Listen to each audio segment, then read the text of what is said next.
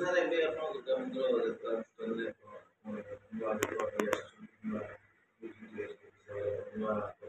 ଦର୍ଶନ କରୁଛନ୍ତି ଏବଂ ଟାଇଟଲ୍ କ'ଣ କହିବେ ଯାତ୍ରା?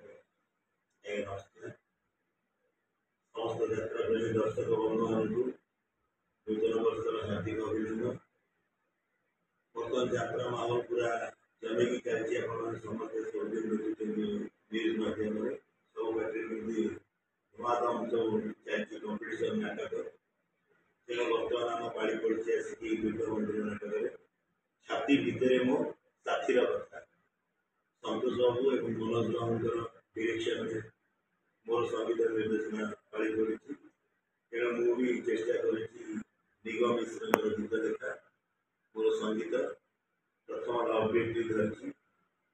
ପିଲାମାନେ ଚାଲିଛି ତ ଏଇନା ଟିକେ ଟିକେ ଭଲ ଲାଗୁଛି ବୋଲି କହୁଛନ୍ତି। ଦେଖିବା ପୁରା ପୂର୍ଣ୍ଣାଙ୍ଗ କଷ୍ଟ ହେଲେ ଭଲ ଲାଗିବ। ସମସ୍ତେ ଚେଷ୍ଟା କରୁଛୁ, ଯେତେ ନାଟ୍ୟକାର ନିର୍ଦ୍ଦେଶକ ସଙ୍ଗୀତ ନିର୍ଦ୍ଦେଶକ ସମସ୍ତେ ଚେଷ୍ଟା କରୁଛୁ ଯେ ଏ ବର୍ଷ ସମସ୍ତେ ଭଲ ପ୍ରଡକ୍ସନ୍ ଦେବେ। ସମସ୍ତଙ୍କର ଲାଟେଷ୍ଟ ପ୍ରଡକ୍ସନ୍ ସମସ୍ତେ ଦେବା ପାଇଁ ଚେଷ୍ଟା କରୁଛନ୍ତି। ଯେଉଁ ପାଟିକି ଯାଅ ନିଜର ଭାବିକି ସମସ୍ତେ କାମ କରେ ଡେଡିକେଟେଡ୍ ହୁଅ କାମ ପ୍ରତି। ତେଣୁ ଆମର ଯେଉଁ ଉମାର ନିର୍ଦ୍ଦେଶ ଅଛି ଆମ ପ୍ରତି ଆମେ ସମସ୍ତେ ଡାଇରେକ୍ଟର ମାନେ ପ୍ରାଣପଣେ ଚେଷ୍ଟା କରିଛୁ।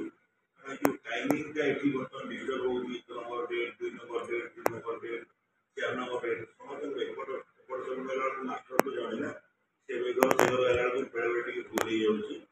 ତାମାନେ କିଛି ଖରାପ ଭାବିବେନି, କାରଣ ସେମାନେ ସବୁ ନାଟକକୁ ତାଙ୍କର ନିଜର ନାଟକ। ଗୋଟେ ମା ଯେମିତି ତା ଛୁଆକୁ ଭାବେ, ଆମେ ନାଟ୍ୟକାର ନିର୍ଦ୍ଦେଶକ ସବୁ ଯେତେବେଳେ ଡାଇରେକ୍ଟର ମାନେ ଅଛୁ, ଇଏ ହେଉଛି ନାଟକଟି ହେଉଛି ଆମ ଛୁଆ।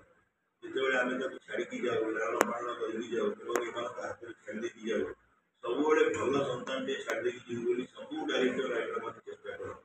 ତେଣୁ ରାଇଟର ଡାଇରେକ୍ଟର ମାନଙ୍କର କୌଣସି ଭୁଲ ନଥାଏ। ମାନେ କାହାର ଟିକେ କଟିଯାଏ, କାହାର ଟିକେ ଉଠିଯାଏ, ସେସବୁ ଟ୍ୟାଲେଣ୍ଟର କଥା ଏକ୍ସପିରିଏନ୍ସର କଥା ନେଇକି।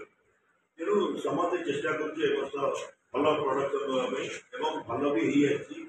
4-5 ଖଣ୍ଡ 10 ଖଣ୍ଡ ନାଟକ ଚଳିଲାଣି ସମସ୍ତଙ୍କର। ସମସ୍ତେ ଦେଖୁଛୁ ଆଭରେଜ ନାଟକ ସବୁ ପାର୍ଟିରେ ହେଉଛି ଏବଂ ଦୁର୍ଗା ମନ୍ଦିର ବି ଏ ବର୍ଷ ତାର ସବୁ ଭଲ ଭଲ ନୂତନ କଳାକାରମାନଙ୍କୁ ନେଇକି ଏ ବର୍ଷ ଯାଇଛି, ନୂଆ ତାର ବ୍ୟାଟିଂ ଚଲେଇଛି।